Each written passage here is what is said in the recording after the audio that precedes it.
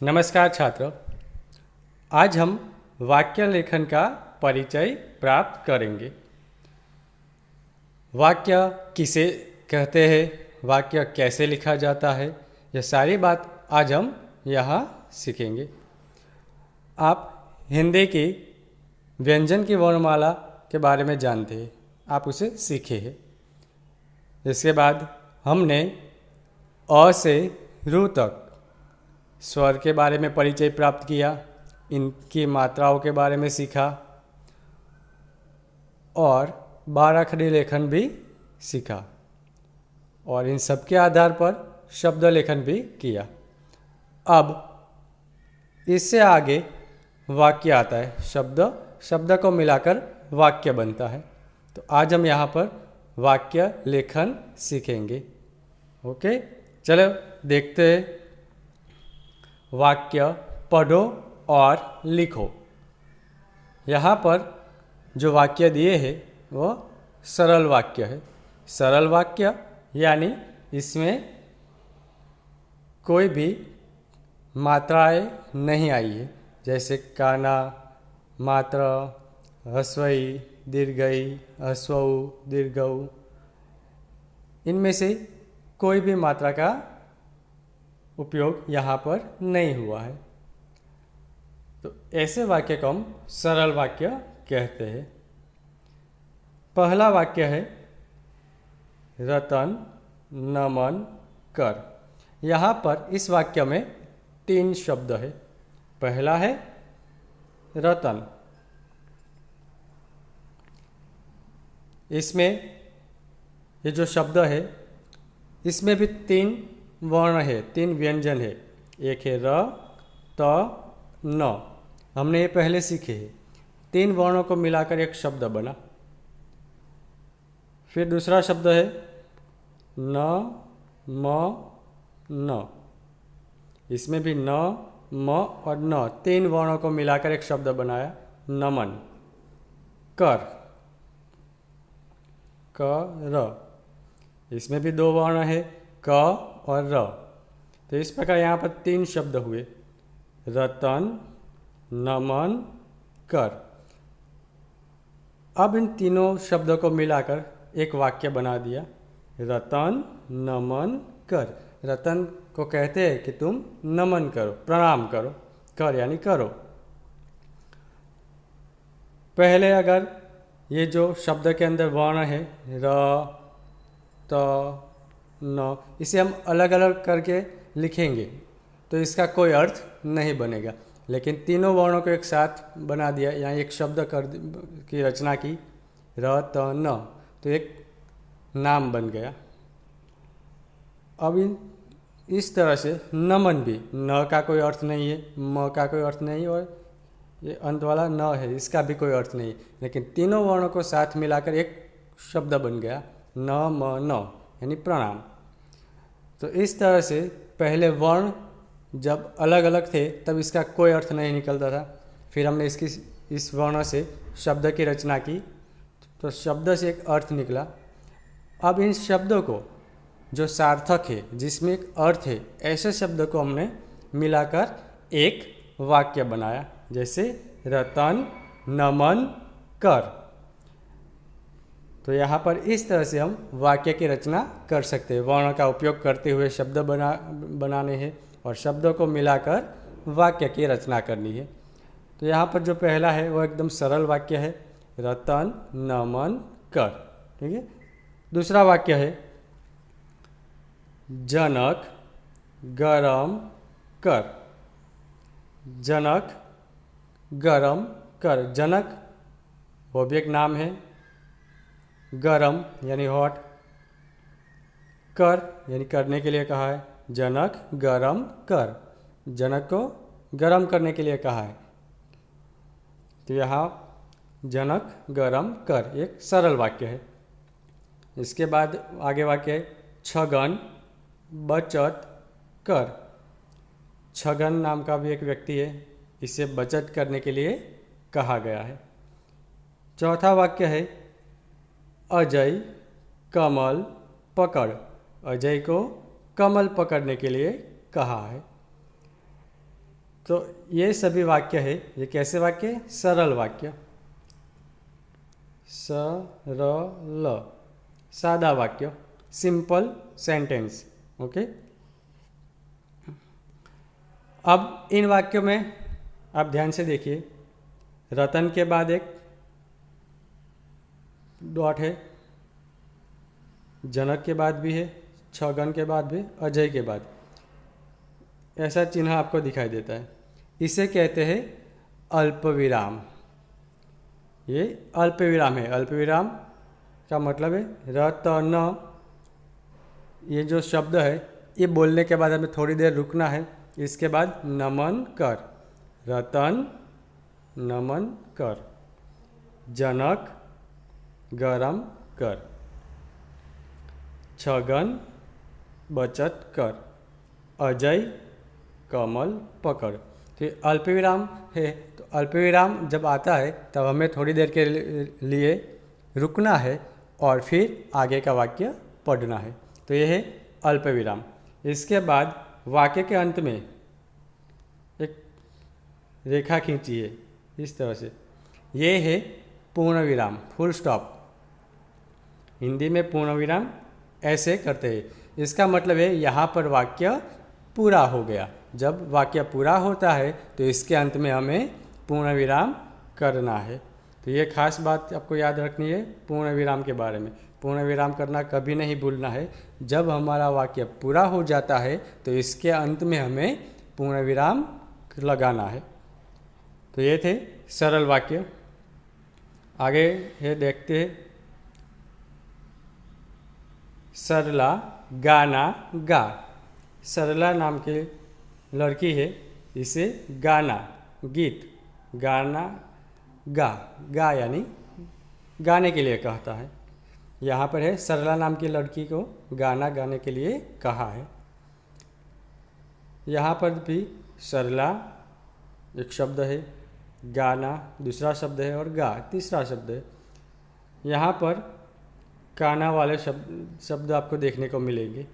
ठीक है, आकाश, आम, खा। यहाँ पर आकाश का अर्थ गगन, नभ, आसमान के अर्थ में नहीं लेना है। यहाँ पर आकाश एक लड़के के नाम के लिए लिया गया है। आकाश को क्या खाने के लिए कहा है? आम। आम का मतलब है मैंगो, कैरी। अलका बादाम ला। अलका नाम की लड़की है, इसे बादाम लाने के लिए कहा है। माला खाना आया। माला को कहते हैं खाना आया, यानी खाने के लिए आया, कुछ चीज़ वस्तुएं आई है। तो यहाँ पर माला खाना आया। यहाँ पर भी शब्दों को मिलाकर वाक्य की रचना की है। पहले हमने देखे वो सरल वाक्य थे।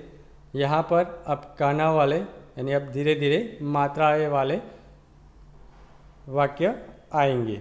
यहाँ पर जो वाक्य है उनमें जो शब्द आपको दिखाई देते हैं उन सब में देखिए कहीं ना कहीं काना लगा हुआ है। ठीक है, आगे और भी वाक्य है।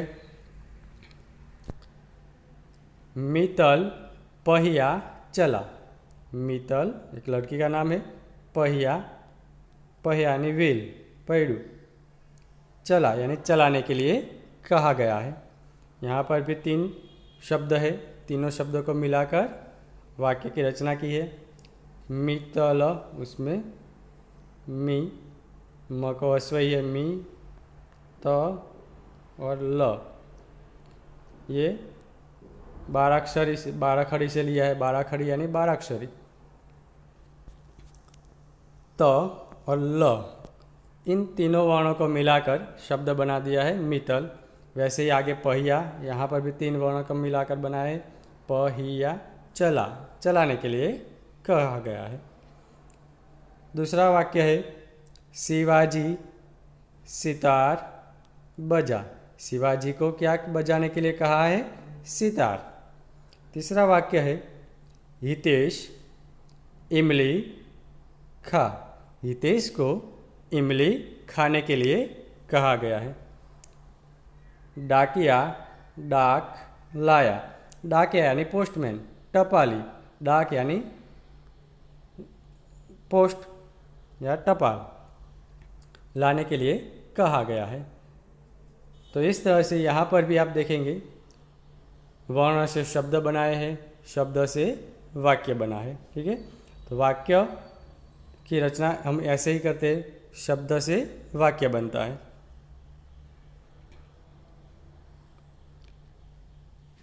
फिर नीमा चिड़िया उड़ी। नीमा चिड़िया, चिड़िया यानी पक्षी, बर्ड, उड़ी। यहाँ पर आप देखेंगे दीर्घई भी है, ह्रस्वई भी है और काना भी है। यानी अब धीरे धीरे जैसे जैसे आगे हम देखते जाएंगे, जो हमने मात्राएं सीखी है, इन सभी मात्राओं का उपयोग आप वाक्य में देख पाएंगे। तो यहाँ पर पहला वाक्य है नीमा। नीमा के अंदर नी, न को दीर्घई नी और म को काना मा। ये 12 खड़ी वाले ही वर्ण हैं। 12 खड़ी में हमने ये सीखा था। ठीक है, तो नीमा एक लड़की का नाम है। चिड़िया उड़ी, चिड़िया उड़ी, चिड़िया उड़ती है। अब इसके बाद आगे वाक्य है मदारी तमाशा दिखाता है। है का मतलब है जिसे हम गुजराती में छे कहते हैं। मदारी तमाशा, तमाशा यानी खेल, दिखाता है। बढ़ई लकड़ी छीलता है। बढ़ई कारपेंटर, जिसे हम गुजराती में सुथार कहते हैं, लकड़ी छीलता है। रहीम ताली बजा, रहीम को ताली बजाने के लिए कहा गया है। आगे भी वाक्य है, देखते हैं। यमुना चतुर लड़की है। यमुना जो है वह कैसी लड़की है? चतुर। चतुर यानी चालाक, लड़की यानी छोकरी, गर्ल है। यमुना एक लड़की का नाम है। यहाँ पर अब ह्रस्व की मात्रा का प्रयोग हुआ है। जैसे म को ह्रस्व मु, त को ह्रस्व तू। ठीक है, तो पहला वाक्य है यमुना चतुर लड़की है। दूसरा वाक्य है चूहिया कपड़ा कुतरती है। चूहिया क्या करती है? कपड़ा कुतरती है। तीसरा वाक्य है अनिल दातुन कर। अनिल को दातुन यानी ब्रश, सुबह में हम जब मुंह साफ करते हैं वह, अनिल को दातुन करने के लिए कहा है। तुलसी कछुआ देख। तुलसी को क्या देखने के लिए कहा है? कछुआ। कछुआ यानी काचबो, टॉर्टोइज। तुलसी को कछुआ देखने के लिए कहा है। तो यहाँ पर ह्रस्व उ की मात्रा का उपयोग हुआ है। आगे और वाक्य है राजू बाजा बजाता है। राजू क्या बजाता है? राजू बाजा बजाता है। इसके बाद है सूरज पूरब से आता है। सूरज यानी सन, सूर्य, पूरब पूर्व दिशा से, आता है यानी सूर्योदय कहाँ से होता है? पूर्व दिशा की ओर से। कानन ऊन ला। इसके बाद जो वाक्य है उसमें कानन ऊन ला, ऊन लाने के लिए कहा गया है।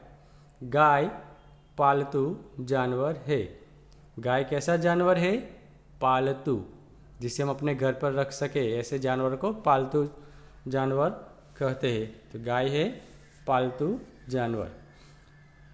तो यहाँ पर हम देखेंगे वर्ण को मिलाकर शब्द बनाए और शब्द से वाक्य की रचना हुई। अगर वर्ण को अलग करके हम पढ़ेंगे या लिखेंगे तो इससे हमें कोई अर्थ नहीं मिलेगा। वैसे ही अगर शब्द को भी अलग अलग करके रख देंगे तो इससे भी हमें कोई अर्थ नहीं मिलेगा। हाँ, वह किसके बारे में कहा है वो तो पता चलेगा, लेकिन क्या कहा है यह नहीं मालूम होगा। जैसे कि यहाँ पर देखिए राजू,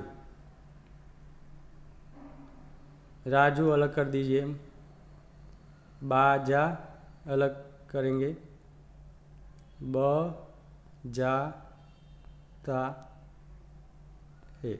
अगर यहाँ पर ये हमने जो लिखा राजू बाजा बजाता है, सबको अलग अलग लिखने पर इससे हमें कोई अर्थ नहीं मिलेगा। जैसे राजू, तो राजू क्या है, राजू कौन है, राजू क्या करता है, हमें कुछ नहीं पता चलेगा। राजू एक लड़का है, बस इतना ही हम जान सकेंगे। बाजा, बाजा तो बाजा के बारे में और हमें कुछ मालूम नहीं चलेगा, बाजा किसे कहते हैं, बस यही हम जान पाएंगे। बजाता, लेकिन कौन बजाता है, क्या बजाता है, कैसे बजाता है, हमें इसके बारे में कुछ भी पता नहीं चलेगा। बजाता है, बस यही हम जान पाएंगे। तो ये शब्दों को अलग अलग रख देंगे तो इनसे हमें पूरा अर्थ नहीं मिलेगा। लेकिन सभी शब्दों को मिला दिया तो एक वाक्य बना, और वाक्य से हमें एक अर्थ मिला। जैसे राजू बाजा बजाता है, तो राजू नाम का लड़का है, वह बाजा बजाता है। तो इस तरह से वाक्य की रचना होती है, और शब्द से हमें एक अर्थ, निश्चित अर्थ जानने को मिलता है कि इस वाक्य में हमें क्या कहा गया है। तो यहाँ पर हमने कुछ वाक्यों के बारे में सीखा। आप ये सभी वाक्य लिखिए, इसे तैयार करिए और पढ़ने की कोशिश करिए, उसका अभ्यास करिए। इसके अलावा भी आप और भी कई सारे शब्दों को मिलाकर ऐसे वाक्य बना सकते हैं। तो यह थी वाक्य रचना। आज हमने वाक्य रचना के बारे में सीखा, इसे आप तैयार कर लीजिए। धन्यवाद।